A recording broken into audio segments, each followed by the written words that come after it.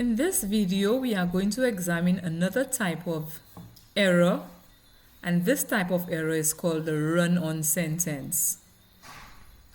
I'm going to use an extract from a student's story to give you an idea as to what a run-on sentence is.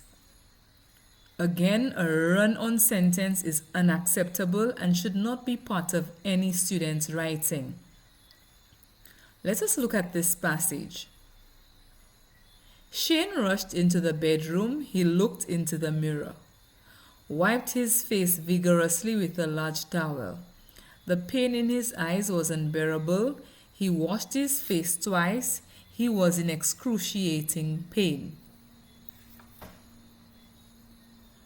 Line 1 of this paragraph is a run-on sentence. Let us see why it is called a run-on sentence. In this sentence, you have two independent clauses.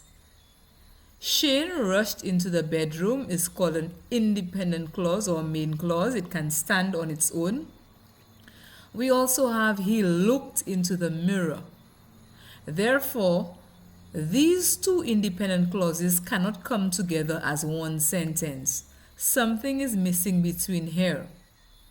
So, this student should have written Shane rushed into the bedroom and he looked into the mirror. Here I inserted a conjunction which is and that can correct the sentence.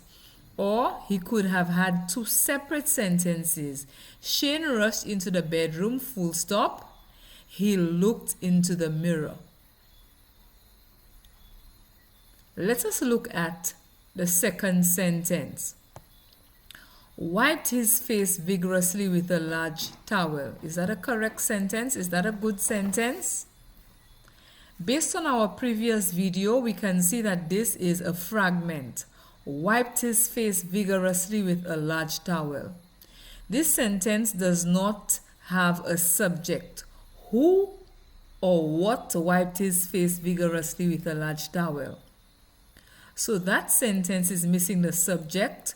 So that student could have written, he wiped his face vigorously with a large towel, and that would be able to fix that sentence.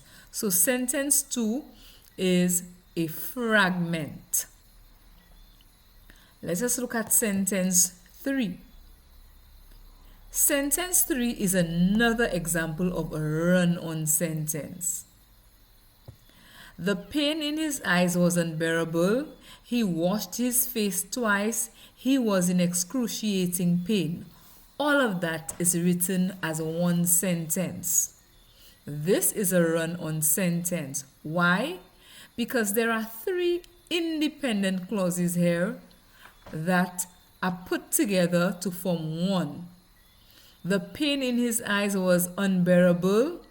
This is an independent clause. He washed his face twice. Another independent clause.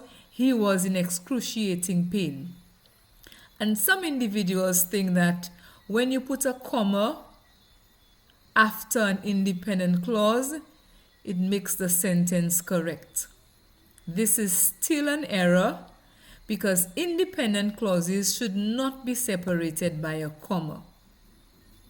In the first line, we're going back to our first run-on. The student had no punctuation mark. There was no comma. And this is still a run-on sentence because something is missing. So to correct a run-on sentence, an individual should not place a comma. In my next video, I'm going to show you how to correct a run-on sentence.